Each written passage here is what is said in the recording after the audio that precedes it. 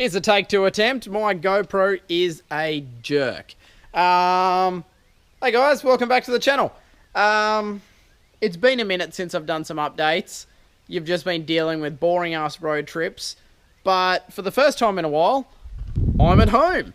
I'm on holidays and I have full intentions to get as much car stuff done as I can. So we're going to wander around, have a look at some of the cars that I've acquired over the last couple of videos, and yeah, basically go from there.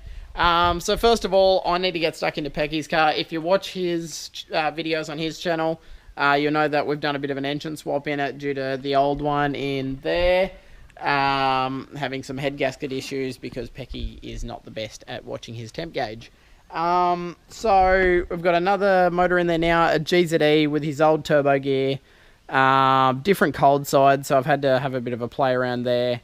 Just got to give it, just tidy up the last few bits and pieces, connect up a couple more bits and pieces, and he can go get it tuned next week at Dean's. But if we wander up here, this is the Skyline that I bought. So the wiring harness drama I've already repaired. I'm terrible at actually filming stuff that I do, so you'll have to bear with me and deal with my shitty updates. But the front bar that it came with is now painted it on. I've painted the roof spoiler, and it kind of looks a little bit more bearable now. I spent ages removing the shitty stickers off it. It was heartbreaking. I don't know what it is with some Queensland people and ball bags and handbag stickers, but both cars I bought had them. Sort yourself out because it's not cool. Anyways, that's basically as far as the updates have gone on this thing. It's still auto, has paddle shift, which is kind of cool. Well, not paddle shift, steering wheel shift, whatever it is. Still auto, still NA. I will sort that out. Unfortunately with these two cars, I can only keep one, so I've sort of got to work out which one I like the best, or which one I'm happier with, and probably spud the other one. I don't know which one yet, because I like them both, but either, I'll work it out. And this is the Hilux. So I've already given it a little bit of a tidy up. I've taken the tradie racks off, which are over there, just to give it that little bit more of a mini truck flavour. But yeah, I've given it a bit of a clean up. It's still, it's all right. Like, it's not too bad. It's got a benchy in the front, and you know, obviously benchy in the rear, but you know, cheapy little super cheap steering wheel and all that kind of hoo-ha. But the beauty is what lies under the bonnet. That Ecotech Mang Mang life. It goes really well. But basically, it had a lot of dramas with it when I got it.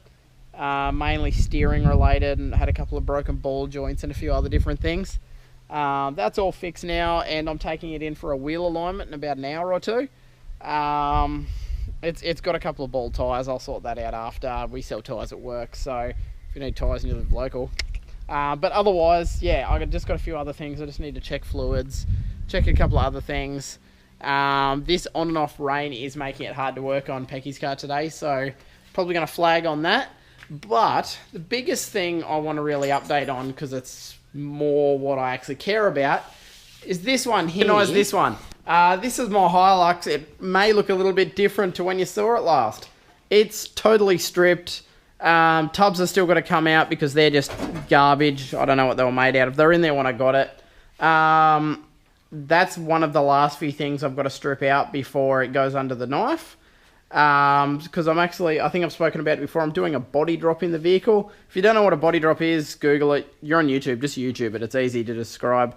But a whole lot of cutting, a whole lot of fun, patience, perseverance, sense of humour, you name it. It's all needed to actually, you know, carry out such a thing. But as you can tell, it's totally stripped. The rear end's all apart. I've still got the 4-link in it, and I've just got some basic airline set up so I can air it up and move it. Interior, you know, yada, yada, yada. All those parts are all sitting over there. As far as engines and that go for it, I don't really know as yet. I was thinking an RB, but I don't know. I've thought about a few different options. I did think Ecotech, which was, you know, what in the other Hilux there, it could have been a good donor vehicle, but it's too nice a car to just pull the motor out. So, the other idea is maybe like a 3SGE Beams, or just an NASR, or even a V8. I don't really need to go fast. I'm building this car just as like a weekend cruiser, drive it to shows, drag it, basically just as a fun vehicle, so it doesn't need to be a powerhouse. Although 1UZ conversions are really, really easy. You can buy bolt-in kits, so maybe I might go down that path, but there's a long road ahead on this vehicle. And as far as RBs go, that RB, which could go in there or whatever, it was destined for the BMW.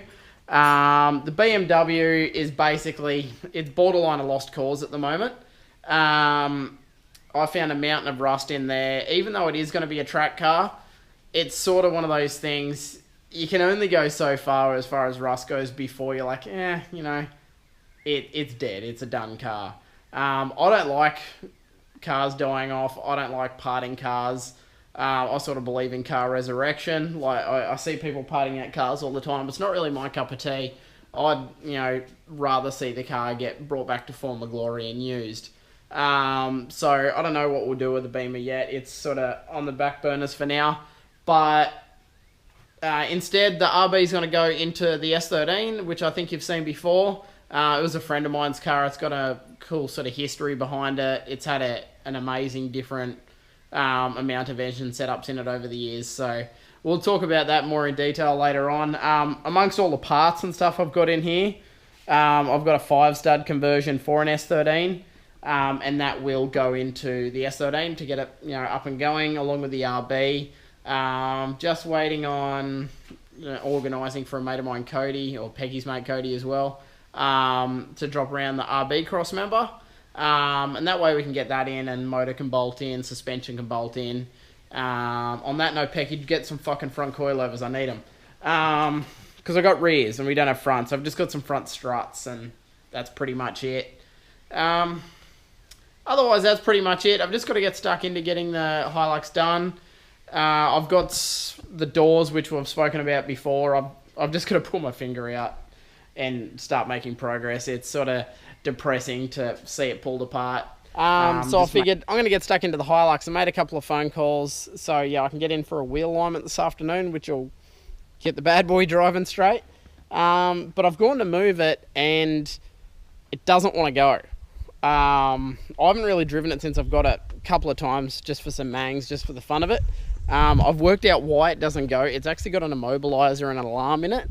I don't have any remotes, so none of that's any good to me. And there's that mess. It has just a mountain of shit in there, all sort of wired in together. I think it's alarm and immobilizer. That would be the central locking module. But there's a couple other wires. I'm just looking for where they are. It would be, I don't even know what that is.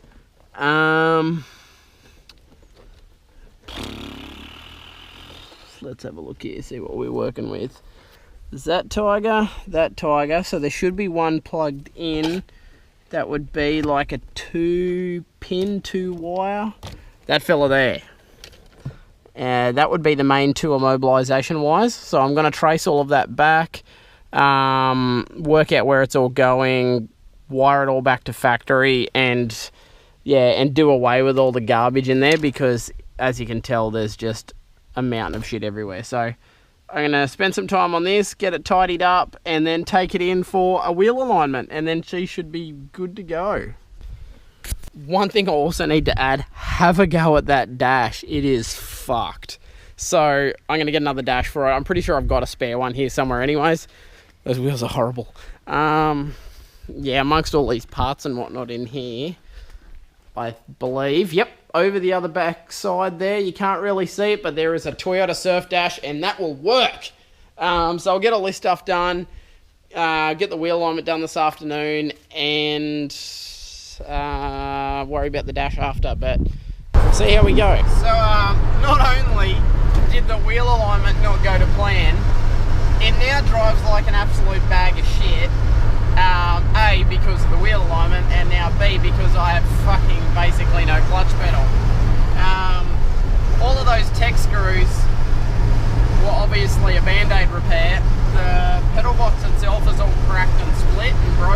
that kind of hoo-ha. And it looks to be maybe a Commodore Commodore Master. I could be wrong, but it kind of looks like one. So even though the dash has got to now come out anyways because of the fact that it's all fucked up, it looks like I'm going to have to swap the pedal box over and sort the master out because it's not really that drivable currently. And yeah, I went to get the wheel alignment done, and they basically said, sorry, we can't do it with our machine. Our machine will destroy your guards because your car's too low. I was like, man, it's kind of low, but like it's still not that low. And yeah, they've got a really prehistoric machine that doesn't handle low cars, and the arms on it will wipe out the guards some or other. I didn't really hang around too much to get the full explanation, but so I'll continue looking for someone who actually wants to wheel align it. Otherwise, I'll just do one with the old tape measure trick. But for the sake of $50 to pay someone to do it, I'd probably rather do that. So now I'm just trying to limp the poor thing home and start pulling the dash out, basically. So stay tuned. It's going to be a long night, but it's always going to be fun. I know that much. So made it home. I worked out what kind of machine they use. It's actually an older style one where you've got 3 fingers that go into your tyre. And when they tighten the fingers up, there would have been a good sort of 3 or 4 inches of overhang. And if they did turn the guards, then it would have probably caused damage to the guard, yada, yada, yada. Here I was thinking that they just didn't want to do it, but that's what it was. Yeah, so now pretty much all I've got to do is find someone that has a 3D machine that can do it without any issues. And on top of that, before I do any of it, I've got to pull the dash out because 1, it needs doing anyways, and 2, because I've got to do the pedal box now. Bit of a bummer. I was hoping for an easy fix, but it never is with my cars. So I might call it quits on this video, and yeah, and start obviously filming for another one because I've got to pull the dash out now. But if I do it all in one hit, it's going to end up with like a 20-minute video, and I'm sure you probably don't enjoy watching them now. So a longer one's just going to bore you even more. But if you do like them, be sure to give me a thumbs up. I worked out how to do it. Thumbs up, like, share, subscribe, whatever you want to do. If you do subscribe, hit the little bell thing so you get annoyed when I put other shit up.